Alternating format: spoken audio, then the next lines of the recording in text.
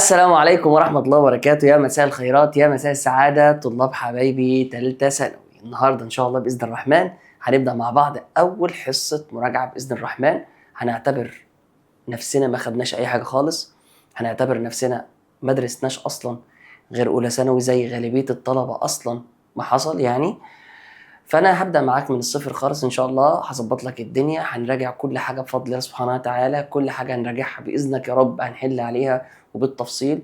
وبعد ما نخلص منهج اولى وثانيه وثالثه بالتفصيل ان شاء الله رب العالمين، هنبدا نحل امتحانات شامله ونهيئك تهيئه كامله باذن الرحمن للامتحان، بحيث ان احنا نخش مش ننجح عشان دي ماده غير مضافه للمجموع، لا ده انا هنجح وباذن الرحمن هجيب فيها مجموع ان شاء الله.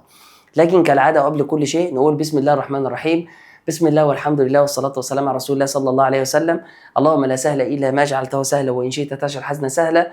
اللهم إني جئت إليك معتمدا عليك وأمري كله بين يديك فسل لي أمري. بسم الله الرحمن الرحيم. إن شاء الله حبايبي النهارده هنراجع مع بعض درس مهم جدا، تمام، اسمه درس لي ديترمينون أو درس المحددات.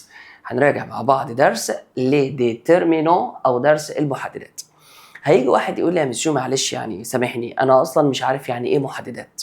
بص يا حبيبي، كلمة محدد يعني أداة. المحدد هو عبارة عن أدوات، تمام كده؟ الأدوات دي حضرتك بتسبق الاسم العام. ليه؟ عشان حاجتين. رقم واحد، بتعرفني الاسم ده نوعه إيه؟ يعني الاسم ده مذكر ولا مؤنث؟ رقم اتنين، بتعرفني الاسم ده عدده إيه؟ يعني إيه عدده؟ يعني الاسم ده مفرد ولا جمع؟ فدي حضرتك أول درس بيتشرح وإحنا بنأسس طلاب أولى ثانوي بعد ما بيعرف الأبي وضمائر الفاعل. فدلوقتي لازم تكون عارف. نبدا يلا مع بعض كده. اول نوع من انواع الادوات حاجه اسمها ليزارتيكل ديفيني، اللي احنا بنقول عليها ادوات المعرفه. تاني كده، اسمها ليزارتيكل ديفيني او ادوات المعرفه.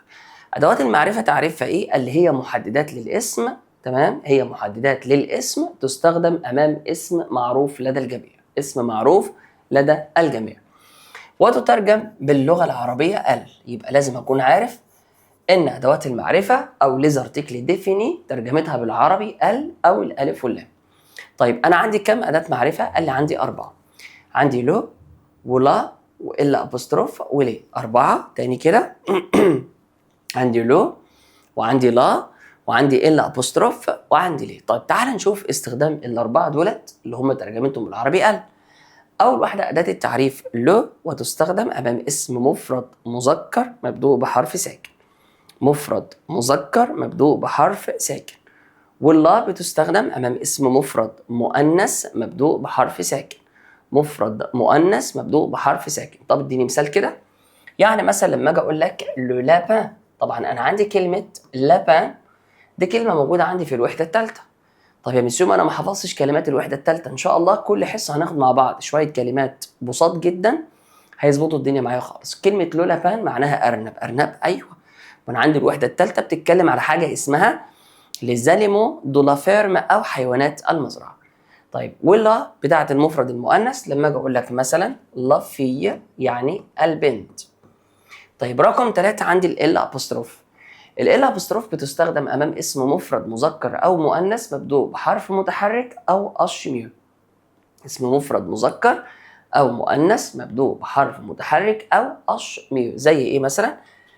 قال لي مثلا زي كلمة ليكول مؤنث مبدوء بمتحرك، أو لوتيل يعني الفندق مذكر مبدوء بمتحرك.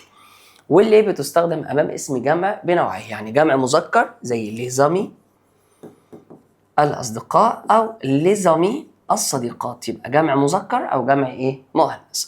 طيب يبقى أنا دلوقتي عرفت إن أدوات المعرفة أربعة. عندي لو ولا وإلا أبوستروف ولي. طيب أدوات المعرفة الأربعة دول حضرتك اللي ترجمتهم ألف ولام بيستخدموا مع إيه؟ إمتى أقدر أستخدمهم؟ قال لي أول حاجة تخلي بالك منها إن هي بتستخدم مع حاجة اسمها أفعال الميول. يبقى أدوات المعرفة أول استخدام لها بتستخدم مع أفعال الميول. أفعال الميول يعني إيه يا مسيو؟ يعني لما يجي في الامتحان يقول لك to parle، يعني حضرتك بتتكلم to parle do تيجو، يعني بتتكلم على ميولك. يبقى كلمة ليجو ده اهي معناها بالعربي الميول، دي كلمة جمع مذكر. طيب يعني ايه ميول يا مسيو؟ قال لي يعني فعل ايمي اللي هو معناه بالعربي يحب، ادوري معناه بالعربي يعشق، بريفيري معناه بالعربي يفضل، ديتيستي معناه بالعربي يكره. يبقى 4 حاجات. تمام، عندي ايمي، ادوري، بريفيري، ديتيستي. الاربعه دول بنسموهم افعال الميول. الاسم اللي بيجي بعد فعل الميول لابد ان يسبق باداه معرفه. طب اديني مثال كده. لما اجي اقول له جو واجيب بعد فعل ايمي فبقول له جيم انا احبه، لو فرونسي اللغه الفرنسيه. هنلاحظ ان كلمه فرونسي اللي هو اسم اللغه سبق باداه التعريف لو لان اللغات مذكره. طب ليه حطيت له اداه معرفه؟ قال لان جاي قبله فعل ايمي. تاني استخدام قال يا مسيو تستخدم ادوات المعرفه مع فعل اسمه براتيكي اللي هو معناه بالعربي يمارس. براتيكي ده فعل من الافعال اللي انا بقوم على الوحده الاولى كاملا عليه. طب خلي بالك براتيكي معناه بالعربي يمارس، فبيجي بعده نشاط رياضي يعني لعبه رياضيه. فتعالى ناخد مثال كده واقول له جو براتيك يعني انا امارس. يبقى في الحاله دي لازم اجيب نشاط رياضي مسبوق بأداة معرفة زي كلمة لا بيتونك أو لعبة الكرات الحديدية. فبقول له جو براتيك لا بيتونك يعني أنا بمارس البيتونك اللي هي لعبة الكرات الإيه؟ الحديدية. فهنا حطيت لها لا ليه؟ لأن البيتونك اسم مفرد مؤنث. تالت حاجة حضرتك من ضمن استخدام أدوات المعرفة قال لي يستخدم مع التاريخ. إزاي؟ قال لي خلي بال حضرتك إن التاريخ يسبق بأداة التعريف له. التاريخ بيسبق بأداة التعريف له دايما. قال لي يعني لما اجي في مثال واروح قايل لك كده جو سوي ني، بقول له انا اتولدت. بص كده اقول له لو 11 مايو، بيقول لي انا اتولدت يوم 11 مايو. هتقول لي 11 مايو ده تاريخ، اقول لك والتاريخ بيسبق باداه التعريف له. طيب يا مسيو مش هنا رقم 11 بادئ بحرف الاو ده حرف متحرك؟ اقول له ايوه. طيب ليه حضرتك ما نعملش حذف؟ قال لي لا مفيش حذف مع الاعداد، والقاعده ثابته بتقول دايما التاريخ بيسبق باداه التعريف له. رقم 4 قال لي خلي بال حضرتك ان ادوات المعرفه بتستخدم مع حاجه اسمها فترات اليوم. يعني مثلا لما يجي يقول لي جوفي انا اذهب او كافي، بيقول لي انا اذهب الى القهوه. ممكن اقول لك لو متى، ما هي متى يعني الصبح يعني كل صباح، ده فترات اليوم. ممكن اقول لك مثلا لو سوار يعني كل مساء. ممكن اقول لك مثلا لابريميدي، لابريميدي يعني بعد الظهر. يبقى اذا انا بستخدم ادوات التعريف مع فترات اليوم اللي هي متان صباح، والسوار بالليل، والابريميدي اللي هي بعد الظهر. قال لي ما عدا كلمه ميدي ومنوي. ليه؟ قال لي اولا ميدي دي معناها اصلا الساعه 12 ظهرا، وكلمه منوي معناها الساعه 12 صباحا اللي هي منتصف الليل. فدي ساعات، والساعات بتسبق بحرف الجر الأ. خامس حاجه قال لي يا مسيو خلي بال حضرتك ان ادوات المعرفه بتستخدم مع ايام الاسبوع. le samedi, le dimanche, le lundi, le mardi, le mercredi, le jeudi, le vendredi. طب ليه؟ قال لي لتدل على العادة أو التكرار. يعني إيه؟ قال لي يعني لما يجي واحد يقول لي يا مسيو خلي بالك جو في أو ليسي، بيقول لي أنا أذهب إلى المدرسة، وراح قايل لي كده لو لاندي. طب يعني إيه لاندي؟ قال لي معناها يوم الاثنين. لما احط قبلها اداه التعريف لو بتدل على العاده او التكرار. يعني ايه الكلام ده؟ قال لي يبقى معناه بالعربي كل يوم اثنين. يبقى معناه بالعربي كل يوم ايه؟ اثنين. يبقى اذا بتستخدم امام زي ما اتفقنا الايام الاسبوع لتدل على العاده او التكرار. طب يعني ينفع اقول له جوفي او ليسي لاندي بس من غير اللو؟ قال لي بس في هنا كده مفيش عاده او تكرار. يعني بقول له جوفي او ليسي لاندي انا رايح يوم الاثنين وما روحتش تاني. طيب ايه كمان؟ قال لي بتستخدم مع الساعات لما احب اقول الا ربع. يعني ما اجي اقول لواحد الساعه كام دلوقتي، هيقول لي يا مسيو إلي ويتر يعني الساعه الثامنه. تبص كده بقى موان، لازم احط لو وبعد كده كلمه كار اللي هي ربع. يبقى بقول له إلي ويتر الساعه دلوقتي 8 موان لو كار يعني الا ربع. طيب ايه كمان؟ قال لي بيستخدم مع حاجه اسمها لتاش ميناجير المهام المنزليه، وده كان درس عندي في سنه تانية ثانوي اسمه ايه؟ بص كده ليه تاش مي ناجير. يعني ايه مسيو لي تاش ميناجير؟ يعني المهام المنزليه. دي عباره عن تعبيرات التعبيرات دي حضرتك اسماء يعني بتسبق بفعل فير. بتسبق بفعل ايه؟ قال لي فير، ففير بيجي بعده اداه معرفه. بص كده، فير لولي. يعني ايه فير لولي؟ قال لي فير لولي يا مسيو معناها بالعربي يرتب السرير. فير لولي يرتب السرير. فير لا كويزين. فير لا كويزين معناها بالعربي تطبخ. فير لا فيسيل. فير لا فيسيل يعني تغسل المواعين. فير لا فيسيل. فير لي ماجازان يعني يتسوق. فير لي ماجازان. فير لي فيتر يعني ينظف الزجاج. يجيب البخاخة كده ويرش على الإزاز وبعد كده يمسحه. فير لي كورس برضو معناها بالعربي يتسوق لشراء منتجات غذائية. فير لا بوسي يعني ينظف التراب. ينظف الايه؟ التراب. يبقى اذا انا عندي 7 استخدامات لادوات المعرفه. تمام؟ اول حاجه زي ما اتفقنا نعيدهم سريعا كده، قال لي مع افعال الميول يحب ويعشق ويفضل ويكره. رقم 2 قال لي مع فعل براتيكي فبيجي بعده نشاط رياضي. رقم 3 مع التاريخ والتاريخ بيسبق بلو. رقم 4 مع فترات اليوم ما عدا ميديوم منوي بتاخد رقم 5 مع ايام الاسبوع اللي تدل على العاده او التكرار. رقم 6 حضرتك بتستخدم في الساعات مع كلمه الا ربع موال لوكار. رقم 7 بتستخدم مع لتاش مناجير او المهام المنزليه. رقم 8 ودي مهمه قوي، في بعض الكلمات عندي في الفرنسيه بتبدا بحرف الايجريك او حرف الاش، لكن انا بتعامل مع الكلمات ديت مع الحرفين دول تحديدا على ان الحرف ده حرف ساكن. زي ايه؟ قال زي كلمه اليوجا اللي هي رياضه اليوجا بتاخد لو ياورت اللي هي زبادي، لو اون دي بال اللي هي كره اليد، لو اوكي اللي هي رياضه الهوكي، لو اريكو. اريكو اللي هي الفاصوليا دي كلمه عندي في الوحده الثانيه. لا هولندا اللي هي دوله هولندا دوله مؤنثه. يبقى خلي بال حضرتك عندي 3 رياضات وكلمة زبادي وكلمة أريكو اللي هي الفاصوليا. عندي اليوجا، لو أوكي، لو أون دي بال، دول 3 رياضات أول حرف ساكن بياخدوا لو ياورت اللي هي زبادي، لو أريكو اللي هي الفاصوليا تمام سواء كانت خضراء أو لأريكو سك اللي هي الفاصوليا يعني الحصى، ولا أولندي اللي هي دولة إيه؟ هولندا. النوع الثاني بقى من الأدوات تمام فبرضه يعني يعتبر نوع من أنواع أدوات الإيه؟ المعرفة. قال لي خلي بال حضرتك اسمها ايه؟ اسمها ليز ارتيكل ديفيني كونتراكتي. ليز ارتيكل ديفيني كونتراكتي اللي هي ادوات التعريف المدغمه. ادوات التعريف المدغمه. الادغام عندي في الفرنسيه يا شباب عباره عن اتحاد ما بين حرف الجر الا او حرف الجر دو ومع ادوات المعرفه. ازاي؟ قال لي بص، انا لما احط حرف الجر الا زائد يعني اجيب بعده ادوات المعرفة، قال لي حضرتك شكل أدوات المعرفة وحرف الجر الاتنين بيتغير. إزاي؟ قال لي إن لما بيجي بعده أداة التعريف لو اللي يضغم يبقى أو،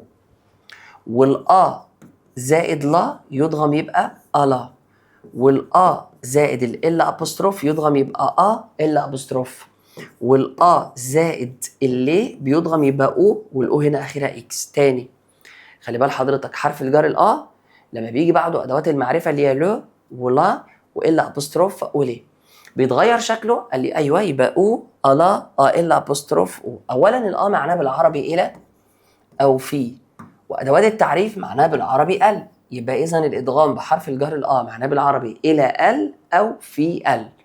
طيب الاستخدامات قال لي واحده، بمعنى ان الاو بتستخدم مع المفرد المذكر المبدوء بحرف ساكن، والالا مؤنث مبدوء بحرف ساكن، ال ابوستروف مذكر او مؤنث مبدوء بحرف متحرك، والاو الاخيره اكس جمع بايه؟ بنوعين. طب تعال نشوف مثال. فهنا بيقول لي جوفي نقط كافيه، انا رايح القهوه. قال لحضرتك القهوه اسم مفرد مذكر يبقى بقول له او كافيه. المحطه اسم مفرد مؤنث يبقى جوفي الا جار. الايكول مؤنث مبدوء بحرف متحرك المدرسه اقول له الا ابوستروف. المثال الثاني بيقول لي لي جاتو يعني الاطفال او الجاتو سون نوت انفون بيكون ملك للاولاد. طيب ما انا عندي هنا الانفون كلمه جمع مذكر يبقى في الحاله دي هنختار اول جمع. نفس الكلام الادغام بحرف الجر دو. قال لي دلوقتي حضرتك حرف الجر دو ده لما بيجي بعده ادوات معرفه ايه اللي هيحصل؟ قال لي بص برضو المعنى بالعربي بيتغير والمعنى والشكل بالفرنسي بيتغير ازاي؟ قال لحضرتك الدو لما بيجي بعده أداة التعريف لو بيضغم يبقى دو. تمام؟ قال لي تمام بتاع المفرد المذكر المبدوء بحرف ساكن. والدو لما بيجي بعده أداة التعريف لا يضغم يبقى دولا بتاع المؤنث المبدوء بحرف ساكن.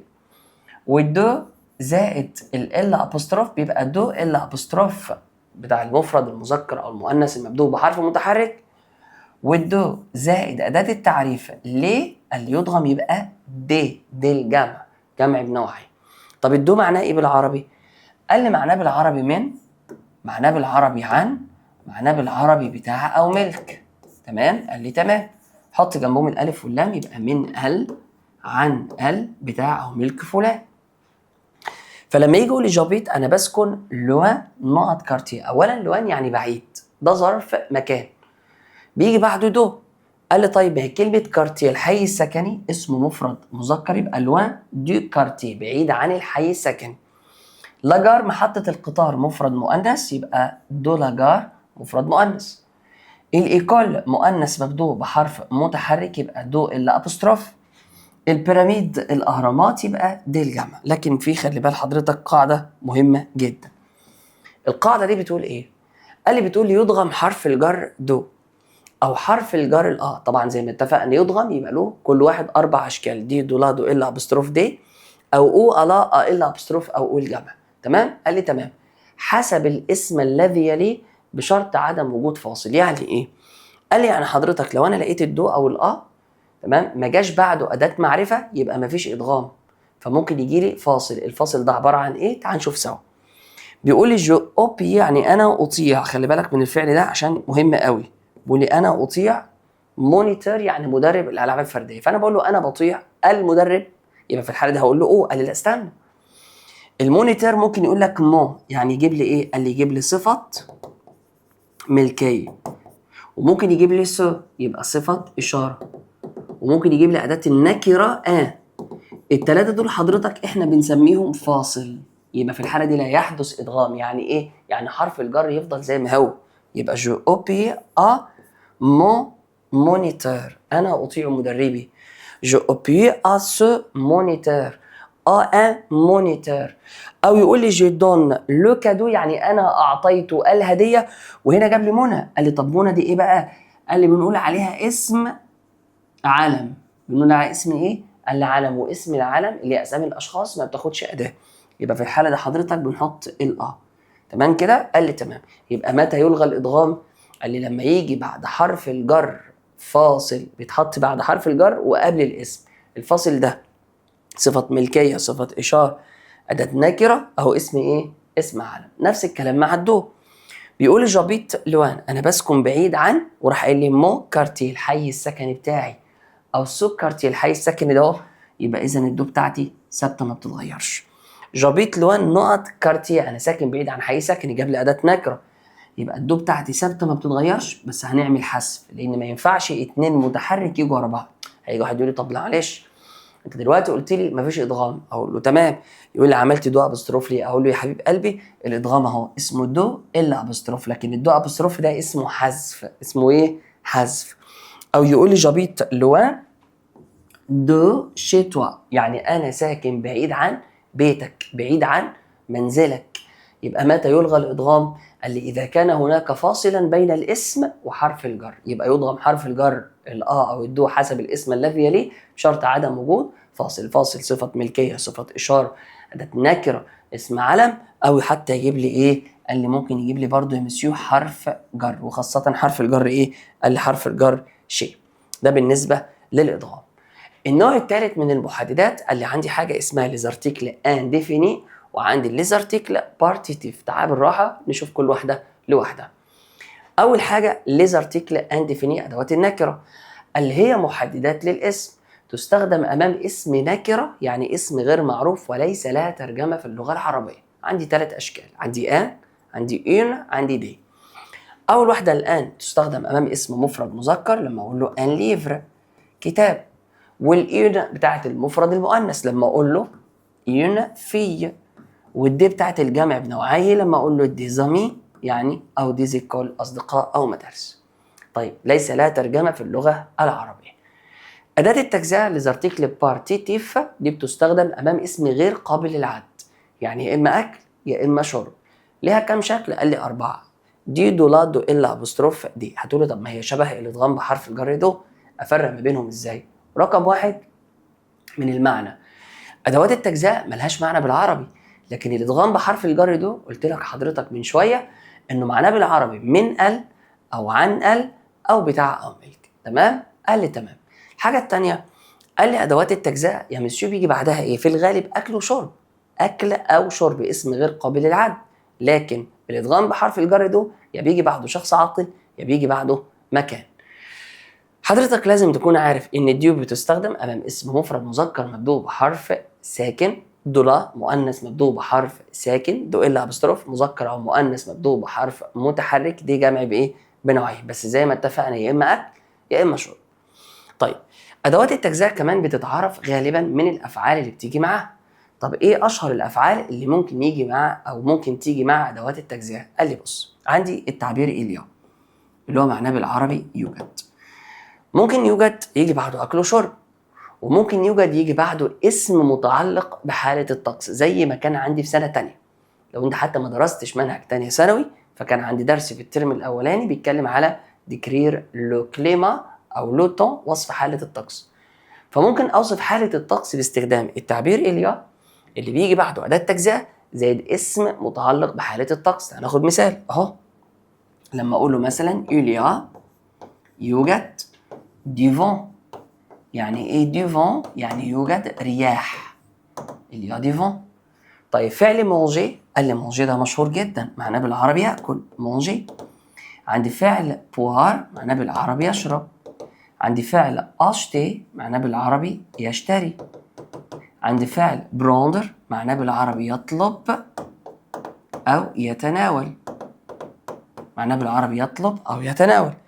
عندي فعل فير، اللي فير لما بيجي بعده أداة تجزئة بيبقى معناه بالعربي يمارس أو يعزف، وده عندي في الوحدة الأولى. فبيجي بعده يا إما آلة موسيقية بمعنى يعزف يا إما نشاط رياضي بمعنى يمارس. تعال ناخد مثال، لما أقول له جو في يعني أنا أمارس، وراح له كده دي فوتبول يعني كرة القدم. أقول له جو في دي بيانو يعني أنا بعزف على البيانو. أقول له جو في دي فوتبول او اقول له جو في دو بيانو انا بعزف كره القدم او بعزف ممارس كره القدم او بعزف على البيانو. عندي فعل اجوتي، اجوتي معناه بالعربي يضيف عشان لما تيجي تعمل وصفه. عندي فعل افوار بمعنى يملك او يمتلك، افوار قال لي ممكن خلي بالك اجيب بعده اكل وشرب، وكمان ممكن اجيب بعده اسم المرض، وده عندي في الوحده الرابعه في المنهج في اخر درس الثالث تحديدا، اكسبريمي لا دولار فيزيك اللي هو التعبير عن الالم الجسدي او الجسمي. يبقى إليا او افوار تحديدا بيجي بعده اسم المرض مسبوق بأداة تجزئة. تعال ناخد مثال، لما اقول له جي يعني انا عندي دو لا جريب. دو لا جريب يعني ايه؟ دو لا جريب يعني انفلونزا، زكام، برد، جي دو لا جريب. وعندي فعل اوفرير اللي هو معناه بالعربي يقدم، اوفرير. وعندي فعل فاندر اللي هو معناه بالعربي يبيع. وعندي فعل متر اللي هو معناه بالعربي يضع او يرتدي، بس طبعا يرتدي هنا بالنسبه للملابس فانا مش بجيب معاه اداه تجزئه، لكن انا بستخدمه مع فعل متر. يبقى دي اشهر الافعال اللي بيجي بعدها اداه تجزئه. عندي بقى ملحوظه مهمه جدا خاصه بادوات النكره والتجزئه فقط. الملحوظه دي بتقول لي ايه؟ بيقول لي خلي بال حضرتك، تتحول ادوات النكره والتجزئه. تتحول يعني يتغير شكلها. بيتغير شكلها لايه؟ قال لي بيتغير شكلها الى دو او لدو ابوستروف في 3 حالات. تتحول ادوات النكره تمام والتجزئه الاثنين زي بعض بالظبط، ماليش دعوه بالمعرفه والادغام بقى، الى دو او دو ابوستروف في 3 حالات. الحاله الاولى بيقول لي يا مسيو في حاله النفي، في حاله النفي. تمام؟ قال لي تمام. الكلام ده لما يكون زمن الجمله مضارع مستقبل ماضي حديث امر او ماضي مركب. هيجي واحد يقول لي يا مسيو طب انا مش فاهم اي حاجه في الكلام ده، اقول له صلى على سيدنا النبي عليه الصلاه والسلام. اول جمله هنا بيقول لي جو ne mange pas de poulet يعني انا مش باكل فراخ. لما اجي امسك كل جمله كده افصصها، فهنا بيقول لي جو ne mange pas نقط poulet. هلاحظ ان الجمله فيها كام فعل؟ قال لي فعل واحد. قال لي تمام، يبقى اذا زمن الجمله بتاعتك مضارع. ليه؟ علشان الجمله فيها فعل واحد. وادام زمن الجمله مضارع يبقى النفي بيقع على الاداه سواء كانت نكره او تجزئه. يبقى je ne mange pas اقول له دو بولي واحط دو ثابته. الجمله الثانيه حضرتك هلاقي هنا je ne vais pas manger نوع بولي. هلاقي عندي فعلين. لما تلاقي في جمله فيها فعلين والفعل الاولاني جاي لك، ركز في الحته دي بقى، فعل الي وجاي بعده مصدر، بالله عليك ركز. اما الاقي جمله فيها فعلين، انا بتعامل معاك على انك ما تعرفش حاجه في الفرنسيه، فيها فعلين. الفعل الاولاني فعل الي اهو، فعل الي اهو اللي انا خدته في سنه اولى، وجاي بعده مصدر. ده حضرتك احنا بنسميه زمن المستقبل القريب، بنسميه زمن المستقبل القريب. تمام؟ قال لي تمام. طيب ايه المشكله؟ قال لي بص، لازم تكون عارف ان فعل الي ده اهو فعل مساعد ومعناه بالعربي سوف. لازم تكون عارف ان فعل الي ده اهو فعل مساعد ومعناه بالعربي سوف. فبتقول لي انا سوف اكل فراخ، فلما فيها اقول له ما اناش هاكل فراخ. طيب برضو ايه المشكله؟ قال لي بص، دلوقتي احنا اتفقنا ان دول فعلين، تمام؟ قال لي تمام. وعرفنا ان الفعلين دولت يعتبر زمن ايه؟ قال لي مستقبل. يبقى ما ينفعش اقول فعلين بقى، امال اقول ايه؟ قال لي حضرتك الفعل المساعد اللي هو فعل الي والمصدر اللي جاي بعده بعتبرهم فعل واحد بس. يعني ايه؟ قال لي يعني الجمله دي حضرتك فيها فعل مونجي بس بنصرف في زمن المستقبل عشان انا حاطط قبليه فعل مساعد. لو انت مش عارف يعني ايه فعل مساعد، فعل مساعد ده فعل غير موجود في الجمله، انا اللي بجيبه من عندي. ليه؟ علشان حاجتين. اول حاجه علشان يساعدني في اتمام القاعده، فلما احط الفعل المساعد واجيب بعده مصدر كده اتميت قاعده المستقبل القريب. ثانيا يساعدني في الترجمه، تمام؟ فبقول له انا سوف اكل فراخ. لو انا ترجمتها باللغه العاميه اقول له انا هاكل فراخ. طب لو نفيتها انا مش هاكل فراخ، يبقى انا نفيت ياكل. قلت له مش هاكل، نفيت ياكل. تمام كده؟ قال لي تمام. عشان كده قلنا في المستقبل القريب بحول اداه برضو الى دو الثابته، لان النفي وقع على فعل الجمله الرئيسي. الجمله الثالثه بيقول لي je ne viens pas de manger notre poulet. برضو هنلاقي فعلين، بس لما تلاقي جمله فيها فعلين والفعل الاولاني فعل فينير اللي جاي بعده حرف الجر دو وبعد كده جاي بعده مصدر، برضو لازم تكون عارف ان فينير دو المصدر ده زمن اسمه الماضي الحديث، زمن اسمه الماضي الحديث. يبقى معنى كده ان فينير ده هو كمان فعل مساعد. معناه بالعربي ايه؟ قال لي معناه بالعربي لسه فعل مساعد. طب ممكن اتعامل مع المساعد اللي هو فينير زي المساعد بتاع علي؟ قال لي بالظبط كده، تتعامل مع المساعد والمصدر على انهم حاجه واحده بس. فبتقول له انا لسه واكل فراخ. طب لو قلت لك ينفع تقول لي لسه ما اكلتش فراخ؟ ما اكلتش، ما اكلتش، يبقى نفيت ياكل. يبقى برضه بحول اداه الى دو الثابته. الجمله الرابعه، تمام، او الخامسه بقى، سيبك من الرابعه خلينا في الخامسه. بيقول لي je n'ai pas mangé notre poulet. هنلاحظ ايه؟ هنلاحظ حضرتك هنا فعل افوار وهنا فعل مونجي. هقول له لا استنى، ده فعل افوار انا معاك، لكن مونجي اللي جاي بعده مش فعل، ده اسمه اسم مفعول، اسم مفعول. فلما نلاقي افوار جاي بعده اسم مفعول ده زمن عندنا برضو في الفرنسي اسمه ماضي مركب. يعني ايه بقى بالعربي؟ بتقول لي انا ما اكلتش، انا اكلته ماضي. تمام؟ يبقى اذا فعل افوار ده برضو فعل مساعد، بس لما بيخش على اسم المفعول بتترجم اسم المفعول في الماضي. طيب فعل مساعد زائد اسم مفعول، تمام، اللي هو ايه؟ قال الماضي المركب، يبقى برضه بحول الاداه بتاعتي الى دو الثابته. نرجع للجمله الرابعه. الجمله الرابعه بيقول ان مونج با نوت بولي، ما تاكلش فراخ. هلاحظ ان الجمله فيها فعل واحد. طيب فيها فعل واحد بس ما فيهاش فاعل يا مسيو؟ قال لي بالظبط كده. الجمله اللي فيها فعل وما فيهاش فاعل بنقول عليها جمله امريه. جمله امريه يعني الفعل مصرف في صيغه الامر. طب ليه يا مسيو؟ قال لي ما هي الجمل الامريه بتبقى معروف ان هي جمله بادئه بفعل وليس بها فاعل. طب الفاعل فين؟ اي فاعل بيكون ضمير مستتر يقدر بالمعنى. فبقول له لا تاكل فراخ. طيب فين الفاعل؟ هتقول لي ضمير مستتر تقديره انت. لا تاكل انت فراخ، يبقى ضمير ايه؟ قال لي ضمير مستتر. خلي بالك من النقطه دي عشان مهمه قوي.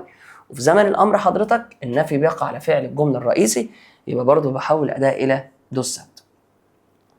لكن الكلام بيختلف في اخر جمله. ليه؟ عشان هنا بيقول je n'aime pas manger notre poulet. هنلاحظ هنا الجمله بتاعتي فيها فعلين بقى اهو، ادي واحد ادي اتنين، ده يحب وده ياكل. مفيش فعل يحب فعل مساعد خالص. امال ايه؟ قال لي بص، يحب ده فعل مصرف زمن الجمله مضارع، وياكل ده فعل في المصدر. تمام؟ يبقى ده مصرف ومصدر، يعني في كام فعل؟ اتنين. لما الاقي جمله يا شباب فيها فعلين، عود نفسك في الاثبات والنفي الكلام ده ثابت. ايه اللي هيحصل؟ قال لي يا مسيو بنختار الاداه على اساس الفعل الثاني الاقرب للنقط. بنختار الاداه على اساس الفعل الثاني الاقرب للنقط. طب ما هو الفعل الثاني فعل موجي، وفعل موجي هنا مثبت. قال لي يبقى الاجابه بتاعتي دي المذكره، لان البولي اسم مفرد مذكر. يبقى لما الاقي جمله فيها فعلين بس الفعل الاولاني فعل مساعد جاي بعده مصدر او اسم مفعول، لازم احول ادالته الثابته. يعني النفي بيقع على فعل الجمله الرئيسي. الكلام ده في زمن المضارع، مستقبل قريب، ماضي حديث، الامر ماضي مركب. لكن مضارع وفعل مصرف ومصدر بنختار الاداه على اساس الفعل الثاني الاقرب للنقط. بيقول لي انا بحب اكل فراخ، اكل فراخ. طب لو نفيت ما بحبش اكل فراخ، يبقى برضو ياكل مثبت. خلي بالك من الحته دي عشان مهم قوي. قال لي طب دلوقتي انا عندي استثناء للنفي. ايه الاستثناء؟ قال لي رقم واحد، لو كان الفعل المنفي فعل اتر لا تتحول الاداه. فهنا بيقول السنبانات هذه ليست فراخ. طب ما هو في فعل اتر اهو، والجمله بتاعتي فيها نو با، يعني الجمله بتاعتي منفيه، يبقى اذا لا تتحول الاداه. طب هعمل ايه؟ قال لي تعمل ايه؟ قال لي عادي خالص، يا اما تقول لي ان بولي هذه مش فرخه، يا اما تقول لي دي بولي. طيب الحاله الثانيه قال لي في حاله التضاد. فهنا بقول لي جي ان فرير، انا عندي اخ، مي ولكن جو ني با، ولكن جو ني با نوت سير، بس انا ما عنديش اخت. قال لي طب بص، انا عندي اخ ولكن ليس لدي اخت. اخ عكس اخت، في كلمه مي اللي هي معناها بالعربي لكن بتاعه التضاد. قال لي وفي نفي. قال لي النفي ملوش لازمه. ليه يا عم الحاج؟ قال لي لان هنا في تضاد يبقى بيمنع تحويل الاداه. كلمه الاخت مفرد مؤنث يبقى ان سير. جو نابيت با يعني انا لا اسكن ضمنات اوتيل. دي الحاله الثالثه. الحاله الثالثه بيقول لي ايه؟ بيقول لي بشرط الا ياتي قبل الاداه حرف جر. فهنا بيقول لي جو نابيت با، انا من الساكن دونزان اوتيل، في فندق. في نفي اهو. قال لي ماشي، بس خلي بالك ان المفعول هنا غير مباشر، يعني جاي قبله حرف جر. قال لي ايوه، يبقى بيمنع تحويل الاداه. يبقى في الحاله دي اوتيل مفرد مذكر، يبقى ان اوتيل. يبقى اذا تتحول ادوات النكره والتجزئه الى دوس ثابته في حاله النفي. قلنا في كل الازمنه ما عدا في حاله وجود فعلين زي ما اتفقنا، واحد مصرف والثاني في المصدر بنختار على اساس الفعل الثاني. قال لي ما عدا مع فعل اتر. رقم 2 قال لي ما عدا في حاله التضاد. رقم 3 قال لي مسيو ما عدا او اذا جاء قبل الاداه حرف جر. تمام كده؟ قال لي تمام. بعد كده حضرتك بيقول لي ايه؟ بيقول لي رقم 2 اذا سبق الاسم صفه جامه. يعني بالبلدي كده وانا بحل لو لقيت بعد النقط صفه جمع لازم الاداه تبقى دوس ثابته اهو. بيقول جاشيت نقط بون ليجوم. ليجوم يعني خضار. فبقول لي انا اشتريت خضار طازج، اعمل ايه؟ قال لي يا باشا في الحاله دي الاداه بتتحول لدوس ثابته. ليه يا مسيو؟ لان جاي بعدها الدون اللي هي الصفه بون. دي صفه ايه؟ قال لي صفه جمع، يبقى اذا لا تتحول الاداه. رقم 3 بيقول لي مع حاجه اسمها ظرف الكميه. ظرف الكميه دي عباره عن تعبيرات بيجي بعدها دوس ثابته ما بتتغيرش، زي بوكودو. بوكودو اللي هي معناها بالعربي كثير من، زي ان بو دو اللي هي معناها بالعربي قليل من، زي السيدو معناها بالعربي ما يكفي من. دي ايه؟ قال لي يا باشا ده اسمه ظرف كميه والدو بتاعته ثابته ما بتتغيرش. فهنا بقول جاشيت انا اشتريت ان جران نومبر يعني عدد كبير من. جاشيت ان جراند نومبر عدد كبير من اهو دوس ثابته اهي شوكولا. طب ما هي شوكولا جنب تفرقش يا باشا، ما هي ان جراند نومبر عدد كبير، ده اسمه ظرف الكميه. وظرف الكميه الدو بتاعته ثابته ما بتتغيرش. يبقى تتحول ادوات النكره والتجزئه لدوس ثابته في حاله النفي اذا سبق الاسم صفه جامع، تمام، مع ظرف الكميه. طبعا في 3 استثناءات للنفي قلنا عليهم، اللي هو فعل اتر او التضاد او حرف الجر اللي بيجي لي قبل الاداه. ده بالنسبه زي ما اتفقنا لايه؟ قال لي ده يا باشا زي ما اتفقنا كده بالنسبه للادوات بتاعت زي ما اتفقنا بفضل الله سبحانه وتعالى النكره والتجزئه. كده خدنا ادوات المعرفه البسيطه المدغمه، ادوات النكره، ادوات التجزئه. تعالى بعد كده نشوف المحدد اللي بعد كده اللي هو les adjectifs démonstratifs او démonstratifs اللي هي صفات الإشارة. في عندي حاجة اسمها adjective démonstratif وفي عندي حاجة اسمها pronom démonstratif. عندي فيه صفات إشارة وضمائر الإشارة. أول حاجة صفات الإشارة هي محددات للاسم تستخدم لتشير إلى الشيء. تستخدم لتشير إلى الشيء. تمام؟ قال لي تمام. في عندي 4. عندي سو ست سي 4. عندي سو ست سي. بص يا باشا، اعرف استخدامهم وشكلهم بالفرنسي، مش عايز أكتر من كده. أول واحدة سو. السو بتستخدم اللي أمام اسم مفرد مذكر مبدوء بحرف ساكن. تمام؟ لما أقول له سو ليفر، هذا الكتاب. ست أموتي واحدة بتستخدم مع المفرد المذكر المبدوء بحرف متحرك، فبقول له ساتامي. يبقى إذا أنا عندي 2 صفة إشارة للاسم المفرد المذكر، واحدة مبدوء بساكن اللي هي سو، والتانية مبدوء بمتحرك اللي هي ست، ومش هينفع أعمل للسو الأولانية دي حذف خالص عشان التانية. تالت واحدة ست فيها 2 تي أو، ودي بتاعت المفرد المؤنث أهو. لما أقول له ساتيكول، هذه المدرسة، مؤنث مبدوء بساكن أو متحرك. والسي جمع بنوعيه لما أقول له سيزامي، هؤلاء الأصدقاء. يبقى أنا عندي سو، عندي ست، عندي سي. أول واحدة هنا يا باشا، الجملة الأولى بيقول لي إيه؟ بيقول لي خلي بال حضرتك، نوت أنفون سابيل علي، نوت أنفون سابيل علي. أولا لازم أكون عارف إن كلمة أنفون ده اهي، خلي بالك حضرتك معناها بالعربي إيه؟ قال لي معناها بالعربي طفل أو طفلة. معناها بالعربي طفل أو طفلة، يبقى معنى كده إن هي من الأسماء التي لا تؤنث، بالظبط كده. طب الطفل ده اسمه إيه؟ قال لي علي. يبقى إذا أنفون هتعامل على إنها اسم مفرد مذكر مبدوء بحرف متحرك، يبقى هنختار ست أمتي واحدة. نوت أنفون سابيل هالة. طيب الطفلة دي اسمها هالة، طب ما هي هالة مفرد مؤنث، يبقى هنجيب ست المؤنث. هتقول لي يا مسيو طب ما هو هنا متحرك وهنا متحرك. أقول لك في الحالة دي ما بتفرقش معايا. ليه؟ ما احنا اتفقنا في المفرد المؤنث ما بتفرقش. تمام؟ هي بتفرق في المذكر بس. نوت بي سون تونراب.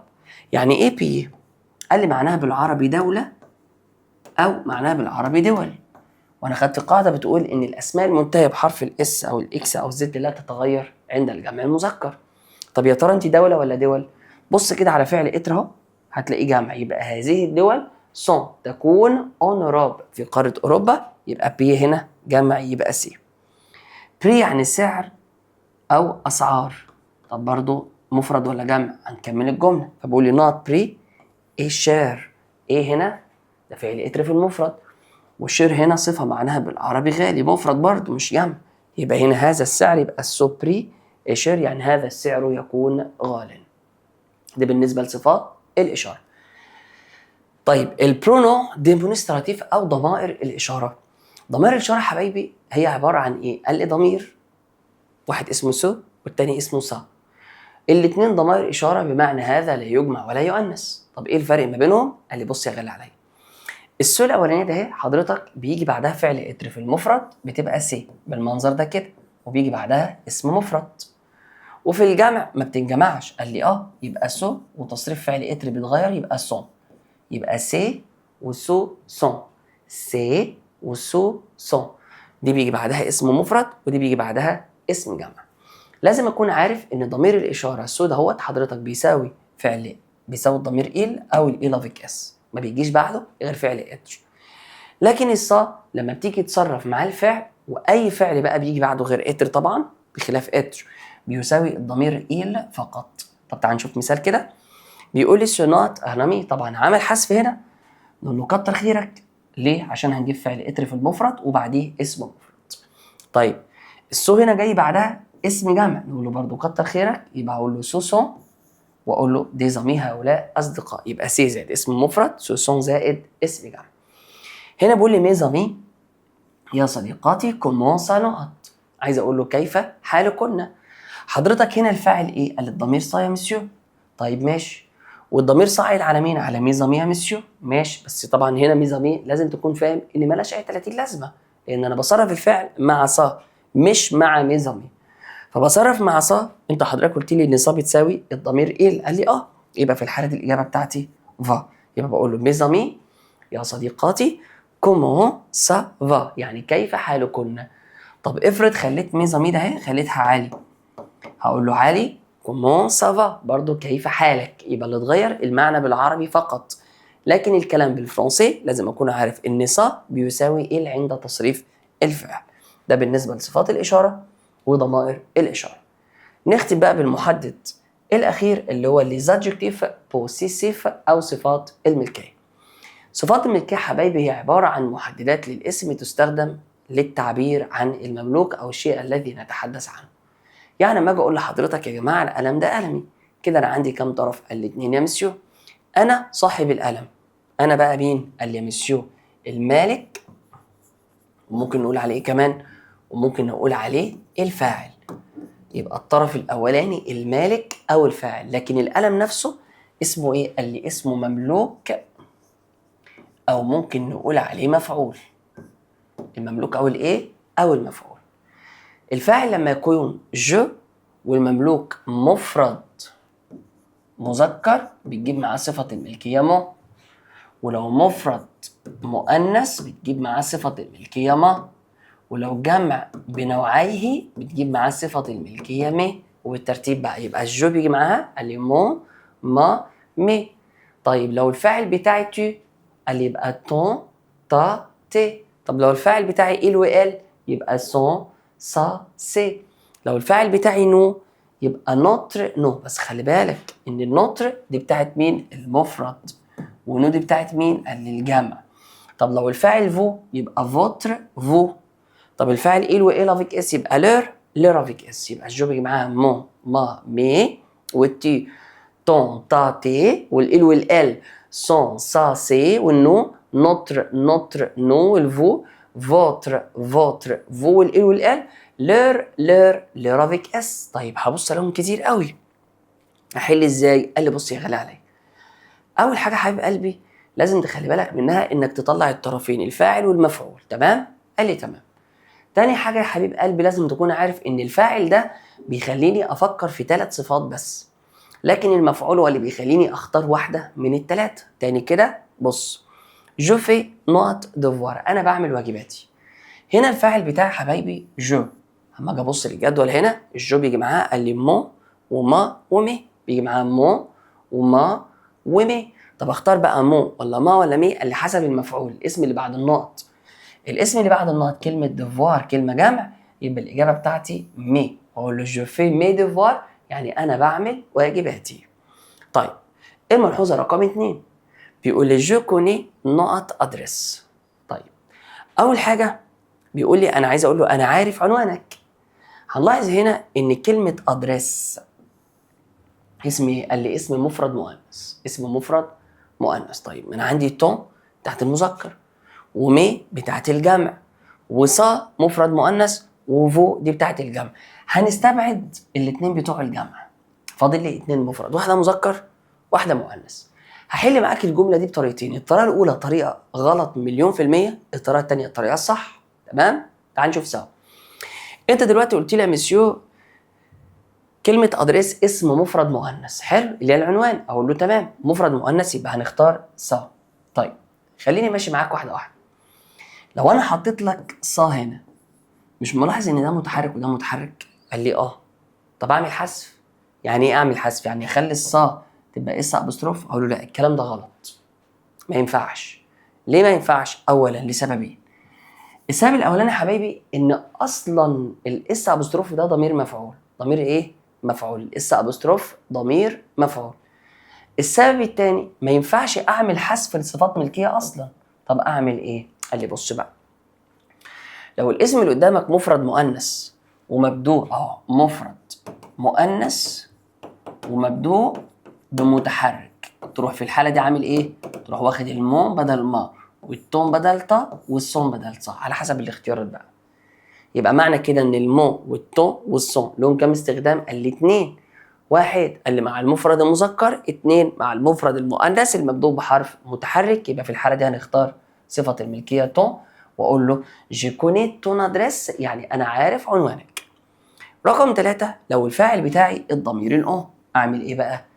قال لي يا مسيو مش انت دايما تقول لي ان الاون بيساوي ال؟ اقول له استنى عشان كلامك ناقص. ازاي؟ بص يا باشا، الاون بيساوي الضمير ال امتى الكلام ده؟ قال لي عند تصريف الفعل. عند تصريف ايه؟ الفعل. تمام؟ قال لي تمام. لكن في نفس الوقت برضو لازم اكون عارف ان الاون بيساوي الضمير نو.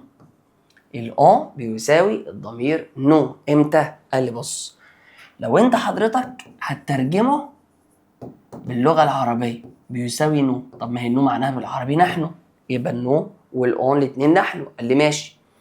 كمان لو انت حضرتك في الدرس ده يعني ايه؟ قال لي يعني حضرتك لو بتختار صفه ملكيه هتتعامل زي النو بالظبط.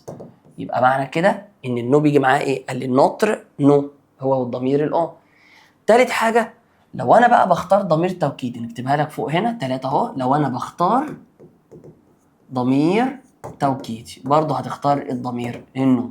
طيب يبقى انا دلوقتي اخلي بال حضرتي ان الاون زي النو في صفات الملكيه، يبقى يا نوتر يا نو.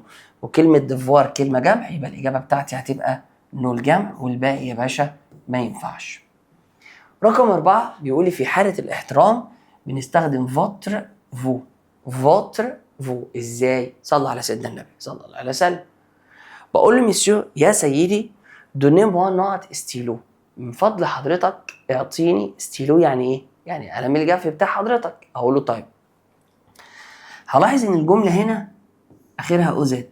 قال لي اه، يعني مصرفه مع ايه؟ قال لي مصرفه مع الضمير فو في حاله الامر. مصرفه مع الضمير فو في حاله الامر. طب الضمير فو فين؟ هتقول لي يا مسيو الضمير فو ده محذوف. ليه محذوف؟ ما انت قلت لي عشان جمله امريه. مش انا قلت لك من شويه مع ادوات النكره والتجزئه لما كنت بحولها لدو في الامر قلت لك بتعرف الجمله الامريه منين؟ قلت لي يا مسيو الجمله الامريه بتبدا بفعل وليس بها فاعل. ليه؟ لان الفاعل محذوف لانه بيكون ضمير مستتر يقدر بالمعنى. الجمله الامريه برضه عشان تبقى فاهم يا اما امر مفرد يعني بصرف مع تي، يا اما امر اقتراح بصرف مع نو، يا اما جمع بصرف مع الفو. مش فاهم؟ اقول لحضرتك انا لو بقول لك ذاكر، فين الفاعل؟ ضمير مستتر تقديره انت، يبقى امر مفرد. او ذاكروا، فين الفاعل؟ هتقول لي انتم، ضمير مستتر تقديره فو. طب ليه نذاكر انا وانت؟ طب يبقى ده ضمير مستتر تقديره نحن. طب هنا الفعل اخره ازاد. ازاد يعني ايه؟ قال يعني مصرف مع الضمير فو، والضمير فو محذوف لان الجمله امريه، يبقى فوتر فوتر فو والستيلو مفرد، يبقى الاجابه بتاعتي فوتر. واقول له من فضل حضرتك اعطيني قلمك. تعال نشوف برضو مثالين كمان على الجمل الامريه. هنا بقول له فا انات بلس، بقول له اذهب الى مكانك. لما اجي ابص عليه هنا فا اللي هو فعل عليه ولا في ازت ولا في او ان اس، يبقى معنى كده ان ده امر مفرد مصرف مع الضمير تي. طب والتي فين؟ قال لي محذوف. ليه؟ لان جمله امريه. يبقى تون تا تي. وكلمه بلس مكان اسم مفرد مؤنث يبقى تا بلس، يبقى بقول له فا تا بلس يعني اذهب الى مكانك. وهنا بيقول لي الي انات بلس اذهبوا الى مكانكم. هنلاحظ ان الي هنا متصرف في الامر مع الضمير الفو. طب الضمير الفو فين؟ قال لي محذوف. ليه؟ لان الجمله جمله امريه، يبقى فوتر فوتر فو وبلس مفرد يبقى فوتر بلس، واقول له بقى ايه؟ اذهبوا الى مكانكم مش اماكنكم لان بلس هنا مفرد. بعد كده عندي حاجه اسمها التعبير عن الملكيه وبها نختم. التعبير عن الملكيه باستخدام صفات الملكيه وخلصناها. التعبير عن الملكيه بيكون باستخدام حرف الجر الآ أو الدو. حرف الجر الآ أو حرف الجر دو. إزاي؟ بص يا محترم، دلوقتي وأنا بحل إمتى أختار الآ وإمتى أختار الدو؟ بص يا سيدي بمنتهى البساطة الدنيا سهلة أوي. أول حاجة هلاقي جملة فيها اسم، حلو الكلام، واسم كمان أهو، وممكن الاسم ده أهو يبقى ضمير توكيدي. يبقى الجملة فيها يا إما اسمين يا إما اسم وضمير. إيه اللي هيحصل؟ اللي هيحصل إن أنا بحط في النص يا إما حرف الجر دو يا إما حرف الجر الآ أو حرف الجر بور. مفيش فرق ما بين الاتنين. طب ما هو كده يبقى الجملتين شبه بعض. أقول له لأ. ليه؟ بص يا باشا، علشان أفرق ما بين الدو والآ أو بور في الاختياري لازم أكون عارف إن الجملة اللي فيها دو ده أهي بتبدأ بسي أو بسو سون. والجمله اللي فيها حرف الجر الاه ده اهو هتلاقي جايه قبل حرف الجر الاه تصريف فعل اتر. تاني، انا دلوقتي بيكون عندي جمله فيها اسمين او اسم وضمير، اقول له طيب في النص بحط الدو او الاه، بفرق ما بينهم في الاختيار ازاي؟ قال لي حرف الجر الاه والبورز، طبعا بور زيه بس اللي بيجي كتير قوي الاه، لازم اكون عارف ان الاه ده لازم يجي قبله فعل اتر. لكن بالنسبه للدو يقع ما بين الاسمين على طول او الاسم والضمير. طب ايه اللي هيحصل؟ قال لي هتلاقي الجمله بتاعته بادئه بكلمه سي. تعال نشوف مثال ومثال. هنا بيقول لي سو ليفر هذا الكتاب ايه نقط سامي. بص يا باشا، ادي اسم وادي اسم اهو، وممكن اشيل سامي واحط ايه لوي اللي هو الضمير. حلو كده؟ قال لي حلو، يبقى ده اسم اهو وده اسم اهو، وممكن زي ما اتفقنا اعوض عن الاسم الضمير ايه توكيدي. حلو؟ قال لي حلو، احط هنا دو ولا اه؟ قال لي لما تيجي تبص للجمله هتلاقي النقط جه قبلها فعل مين؟ اتر، يبقى في الحاله دي بقول له اه سامي، يبقى هذا الكتاب يكون ملك سامي. طبعا ممكن اغير الاه اخليه او لا الا بستروف ايه او اقول جمع على حسب الاسم. هروح الناحيه الثانيه، هلاقي عندي لو ليفر ادي الاسم الكتاب، وسامي او لوي ادي الاسم وادي الايه الضمير. حلو؟ قال لي حلو، احط الدو ولا الاه؟ هبص في النقط كده مفيش فعل اتر، لكن الاقي الجمله بادئه بكلمه سي، يبقى في الحاله دي بحط حرف الجر دو. يبقى الدو بيقع ما بين اسمين او اسم وضمير، والاه بيقع ما بين اسمين او اسم وضمير بس بيجي قبله فعل اتر، يبقى بقول له برضه سيلو ليفر انه الكتاب دو سامي بتاع سامي. لو طلب مني بقى اشيل الجمله دي او دي واحط صفه ملكيه اعمل ايه؟ قال لي شقلبها ازاي؟ قال لي الاسم اللي بيجي بعد حرف الجر ده هو ده الفاعل، واللي بيجي قبل حرف الجر ده هو ده المفعول. تاني كده، الاسم اللي بيجي بعد حرف الجر او الضمير ده الفاعل، واللي بيجي قبل حرف الجر ده المفعول. طب تعال نطبق الكلام على الجملتين. يبقى معنى كده ان سامي ده الفاعل. طب ما هو سامي ده بيساوي، قال لي ايه؟ صح كده؟ قال لي ماشي، والايه بيجي معاه ايه؟ قال لي سون صا سي، والاسم اللي قبل حرف الجر اللي هو الكتاب ده المفعول. طب ما هو الكتاب مفرد مذكر، يبقى سون ولا صا ولا سي؟ قال لي لا سون طبعا، عشان كده بقول له سي سون ليفر، يعني هذا يكون كتابه. تروح الناحيه الثانيه نفس القصه، اللي بعد الدو ده الفاعل. الفاعل هنا مين؟ قال لي سامي بيساوي ايه، والال بيجي معاه السون صا سي، واللي قبل الدو ده المفعول، والكتاب مفرد مذكر، يبقى الاجابه بتاعتي سون ليفر. يبقى انا بعوض عن الملكيه بثلاث حاجات، يا اما باستخدام حرف الجر دو او حرف الجر الاه، يا اما صفه الملكيه. ايه الفرق ما بين الدو والاه؟ قال لي الدو يقع ما بين اسمين او اسم وضمير وجملته بتبدا بسي او سوسون، لكن الاه بيقع ما بين اسم وضمير او اسم واسم ويجي قبل الاه على طول مباشره لازم تصريف فعل اتر. تمام كده؟ قال لي تمام كده بفضل الله سبحانه وتعالى. خلصنا شرح المحددات، طبعا ده من منهج اولى ثانوي من تحت خالص اهوت. فاضل بس ان احنا نحل على الخمس دروس دولت. عشان الحصه ما تبقاش كبيره ان شاء الله هنحل على اول درسين بدانا بيهم، والمره اللي جايه ان شاء الله هنكمل حل على بقيه الحاجات اللي احنا اخدناها وناخد معاها درس جديد ان شاء الله. عشان كده حضرتك هتفتح لي بقى المذكره بتاعتنا من البدايه خالص كده. هنلاقي عندنا اول حاجه تمام صفحه 2 حاجه اسمها ليزارتيكل ان ديفيني، اللي احنا بنقول عليها ادوات النكره. ادوات الايه؟ النكره. خلي بالك بس وانت بتحل ادوات النكره والمعرفه والملكيه والاشاره كل ده يعتمد على حفظ الايه؟ الكلمات. طب تعالى كده نشوف سوا، نصلي على سيدنا النبي كده ونمشي جمله جمله كده سوا بالراحه مع بعض. بص يا باشوات، دلوقتي انا عندي الجمله الاولى بيقول لي جي فودري نقط جو دو فروي، يعني الراجل بيقول لي انا عايز جو دو فروي. يعني ايه؟ قال لي معناها بالعربي عصير فاكهه. عصير فاكهه، ماشي؟ قال لي ماشي. طب ما هي كلمه العصير جوس اسم مفرد مذكر، يبقى اداه النكره ان. رقم 2 بيقول لي جبرون نقط تارت وفريز. طبعا قلمك الجميل معايا بقى، وكل كلمه ما انتش عارفها تترجم ورايا على طول. كلمه تارت يعني تورتايه، وفريز يعني بالفراوله. خلي بالك ان الادغام بحرف الجر الاه بيستخدم مع الاطعم، وهناخد الكلام ده ان شاء الله في الوحده الثانيه. يبقى تارت مفرد مؤنث، يبقى الاجابه بتاعتي اداه النكره اللي ان. تيمو بريت يعني ممكن تسلفني نقط جام. يعني ايه جام؟ يعني الاستيكه اسم مفرد مؤنث، يبقى اداه النكره ان. تيا نقط ديكسيونير امو بريتي، بقول له معاك قاموس تسلفه لي. كلمه ديكسيونير القاموس من الكلمات الخداعه، سنة أولى الترم التاني. يعني إيه؟ قال لي بص يا مسيو خداعة، يعني آخرها حرف الأو لكنها كلمة مذكرة.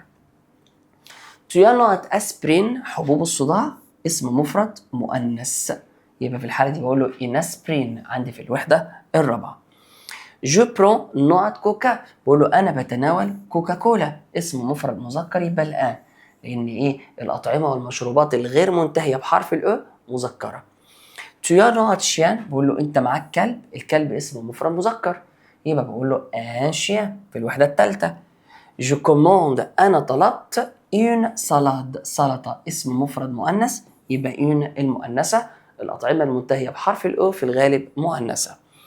جي برون نا ترونش دوروتي، خلي بالك ترونش يعني شريحة، فبقول له أنا دلوقتي طلبت أو تناولت شريحة من اللحم المشوية، روتي يعني لحمة مشوية، والشريحة اسم مفرد مؤنث. إلا نوت أمي، تمام، واللي هو عنده أصدقاء أبريزيل، بريزيل اللي هي بروكسل عاصمة بلجيكا، دي عاصمة عشان كده خدت حرف الجر الآ، يبقى بقول له ديزامي الجمع. tu veux نقط روب، بقول له دلوقتي انت عاوزه فستان، الفستان اسم مفرد مؤنث يبقى اون روب. في سنه تانية الترم التاني كان عندي الوحده بتاعه كلوب ديلوكي، شله الناس بتحب اللبس، وخدنا قاعده بتقول ان الملابس المنتهيه بحرف الاو مؤنثه ما عدا كلمه ان كوستيم. كوستيم يعني ايه؟ قال لي كوستيم معناها بدله. سينات بوتي جارسون، بقول لي ده ولد قصير، جارسون ولد مفرد مذكر والصفة بتاعته زيه يبقى ان بوتي جارسون. جي ان أو سامي ان جراند سير، كلمة جراند سير يعني أخت كبيرة أو طويلة، والأخت مفرد مؤنث والصفة كذلك. اليا نقط جولي جاردان باريس، في حديقة جميلة بباريس، طب ما الحديقة مفرد مذكر يبقى الصفة بتاعتها زيها مفرد مذكر يبقى أداة النكرة ان. ساتيكول هذه المدرسة a not grand port يعني بها باب كبير، طب ما هو الباب اسم مفرد مؤنث والصفة بتاعته زيه يبقى in grand port. اون كلاس في الفصل إليا ان تابلو نوار، عندي سبورة نوار سوداء اسم مفرد مذكر، أحيانا الاسم الصفة بتاعته بتبينه.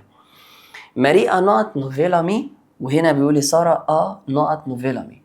اولا امي هنا اسم مفرد مؤنث وجاي قبليه صفه مؤنثه جديده يبقى ان المؤنثه، وامي هنا مذكر والصفه نوفيل مفرد مذكر، واصل الصفتين صفه اسمها نوفو، معناها بالعربي ايه بقى؟ قال لي نوفو معناها بالعربي جديد. قال لي طيب ما هي نوفو ده اهي بتاعه المفرد المذكر المبدوء بحرف ساكن، حلو؟ قال لي حلو. طب ونوفيل ده اهي؟ قال لي بتاعه المفرد المذكر المبدوء بحرف متحرك، تمام؟ قال لي تمام، ودي بتاعه المفرد المؤنث المبدوء باي حاجه، يبقى الصفه ليها 3 اشكال وهنعرف الكلام ده في التانيث. لوك بورت بيرتدي اون شوميز بلانش، قميص ابيض اهو مفرد مؤنث. طيب سميرة بورت ان شوميزيه بلان، شوميزيه معناها بلوزه مفرد مذكر. احنا قلنا الملابس اللي فيها او مؤنثه ما عدا كوستيم بدله، واللي ما فيهاش او مذكره ما عدا كلمه ديليجن ستريتش. جينوات بروبليم اومات، انا عندي مشكله في الرياضيات. كلمه بروبليم يا شباب اسم مفرد مذكر يبقى اداه النكره ان. جينوات شامبر بريفي، عندي اوضه بتاعتي خاصه بيا، شامبر بريفي مفرد مؤنث حتى الصفه بتاعتي مؤنثه يبقى اذا الاداه ان المؤنثه. تفو نقط بونبون، قول له انت عندك حلويات بونبون، كلمه جمع يبقى اداه الجمع تفو دو بونبون. إلزون يعني هم عندهم كوزين بنت عم، وكندا مفرد مؤنث يبقى اون كوزين. اليا نقط بو فيلم على تلفزيون سوسوار، طيب ما هو كلمة فيلم مفرد مذكر والصفة بتاعته بو مفرد مذكر يبقى بو فيلم. مامير بريبار، أمي بتحضر ان جاتو مفرد مذكر، طب بالنسبة للصفة الصفة سوبر من الصفات الشاذة التي لا تجمع ولا تؤنث. جينات بيل فوتو، انا عندي صور جميله، قال لي كلمه صور جمع مؤنث بس خلي بالك ان قبليه صفه جمع، صفه جمع، قال لي ايوه طبعا صفه جمع يبقى لازم احول اداه لايه؟ الدوس ثابته. يلاشيت يعني هي بتشتري، اقول له انوراك يعني سويتر مطر اسمه مفرد مذكر، دي فانا قلت لك من شويه ان الملابس الغير منتهيه بحرف الاو مذكره ما عدا ديليجن، اللي هو الاسترتش بتاع الايه البنات، او السروال بتاع الايه الرجاله، ده جمع مؤنث. جمع يا شباب مؤنث. اوناسيست يعني احنا بنحضر، اقول له ان كورس. كورس يعني سباق، اسم مفرد مؤنث.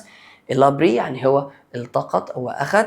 ان بيساج، تمام، شارمون يعني منظر طبيعي جذاب.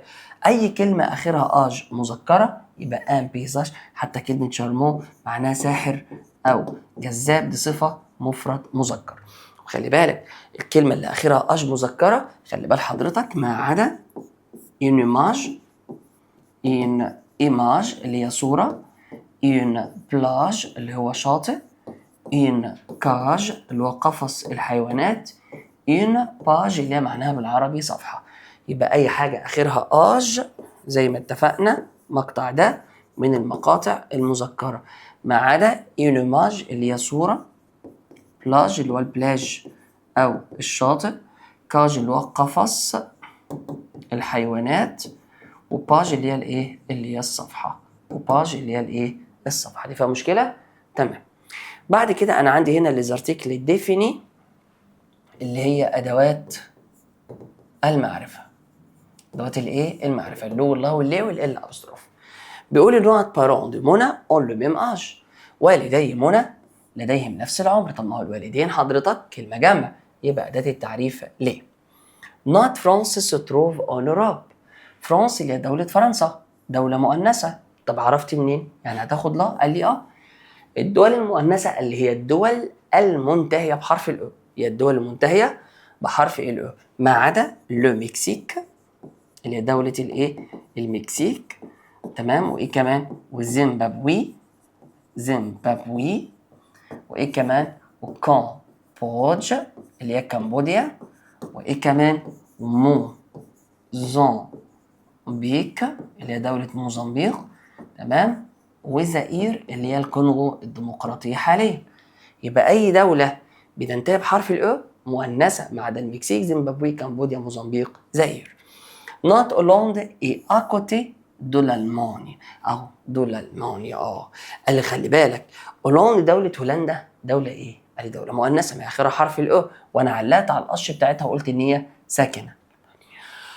الين بوكو يعني هي تحب كثيرا للشوكولا، بتحب الشوكولا، الأطعمة اللي ما فيهاش حرف الأو في الآخر اللي مذكر. وين نقط سوبر مارشي؟ السوبر ماركت اسم مفرد مذكر، يبقى له أين يكون السوبر ماركت. جو ديتيست يعني أنا بكره أفعال الميول. لي أوبرجين، أوبرجين اللي هو البتنجان كلمة جمع مؤنث. لو ليون اي لو روا دو لافوري، بيقول الأسد يكون ملك الغابة، اسم مفرد مذكر. نوت فرير دو ماكسونس اي تري سامبا. لو فرير، فرير يعني أخ، اسم مفرد مذكر، يبقى لو فرير. تيامال انت عندك ألم على جورج، جورج يعني الحلقة أو الزور في الوحدة الرابعة، يبقى الإجابة بتاعتي لا جورج. Vous avez نقط ليفر d'espagnol، معاك كتاب اللغة الإسبانية، لو ليفر الكتاب مفرد مذكر. وخلي بالك ليفر بتيجي بمعنى رطل أو جنيه، اسم مفرد مؤنث، والرطل 450 جرام تقريبا. لو ستوديو دوليا اي او دورنيير ايتاج، كلمة استديو معناها شقة صغيرة، أوضة وصالة، تمام. وممكن بتبقى أوضة صالة صغيرة نصها مطبخ وحمام، ده بنسميه استوديو في الدور الأخير، اسم مفرد مذكر. كان عندي في سنة تانية الترم التاني. لا جيب اي فانتاستيك، الجيبة بتكون رائعة. الجيبة من الملابس المنتهية بحرف الأو وطبعا المؤنثة. أما بالنسبة للصفة فانتاستيك فدي صفة بتنتهي بحرف الأو، يعني شغالة مذكر وشغالة مؤنث. لا روجاردي يعني هي شاهدة لا بيس دو عادل إمام، المسرحية بتاعت عادل إمام، اسم مفرد مؤنث. لو ساك دولار اي سوبر، الشنطة اسم مفرد مذكر. الصفة سوبر من الصفات الشاذة التي لا تجمع ولا تؤنث، يبقى لو ساك. لو كاركتير دو بيير اي سوريون، بقول لي بقى خلي بالك ان الصفة بتاعت بيير انه بشوش. كلمة كاركتير صفة اسم مفرد مذكر، يبقى الإجابة بتاعتي لو. حتى ان الصفة سوريون اللي هي معناها بالعربي بشوش يعني وشه بيضحك، صفة مذكر. فلما يجي لك اسم واسم مضاف يعني اسمين ما بينهم دول، الفاعل بيكون الاسم الاولاني.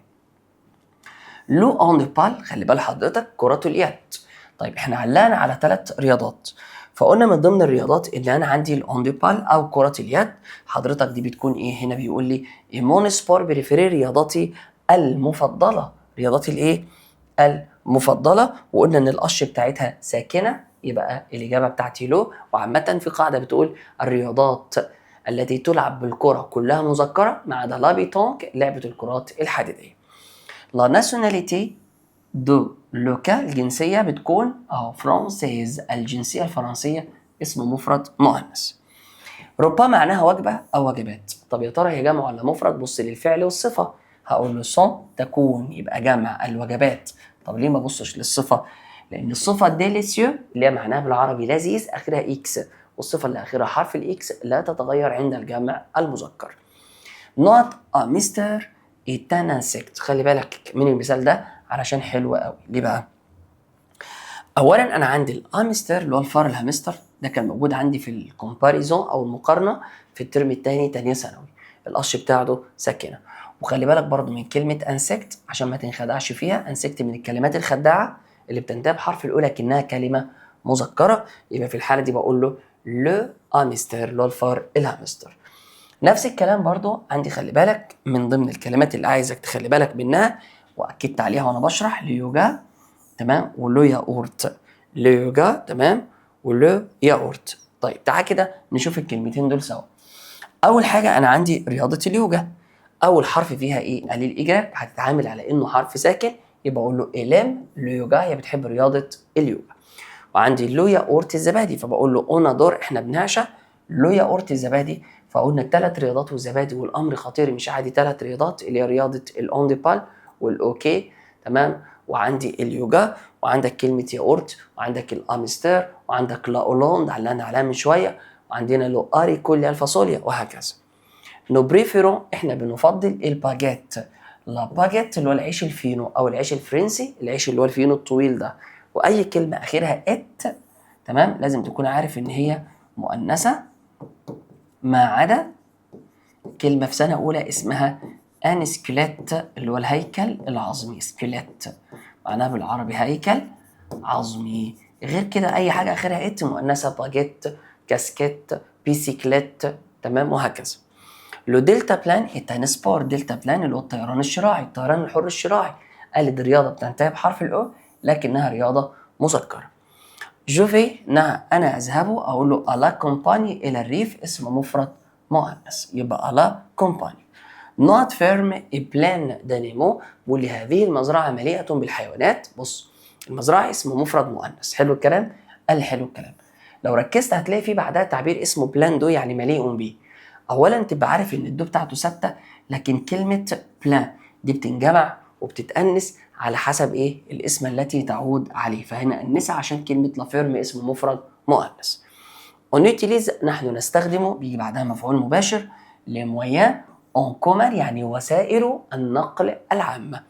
مونيكول مدرستي، اي ديفون امام لو بارك. خلي بالك ديفون من حروف الجر او ظروف المكان اللي كانت عندي في سنة تانية، اللي بيجي بعدها الاسم او المكان مسبوق بمحدد او اداة تمام. فهنا عندي لو بارك الحديقة اسم مفرد مذكر.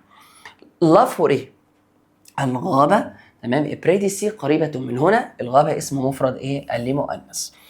لا فيوند اتريشر اللحمة بتكون غالية جدا. اولا الاطعمة المنتهية بحرف الاو في الغالب مؤنثة ما عدا كم كلمة هعرفهم لك فيما بعد. والصفة شير بص كده حط الاكسون جراف والاو بتاعت التأنيث، يبقى لا فيوند اللي هي الايه؟ اللحمة. اون نيتوديي يعني احنا بندرس للاس في تي الجيولوجيا علوم الحياه والارض من المواد الجمع المؤنث. طب الاس في تي اختصار لكلمه ايه؟